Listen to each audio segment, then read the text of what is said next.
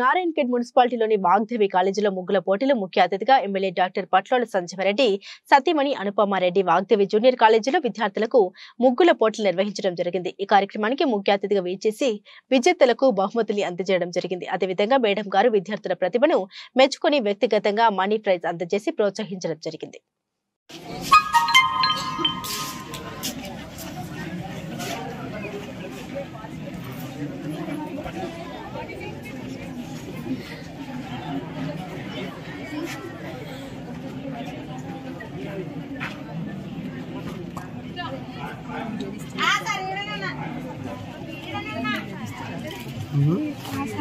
video మరి photo అయితే ఇంతసేపు ఎందుకు పట్టుకుంటా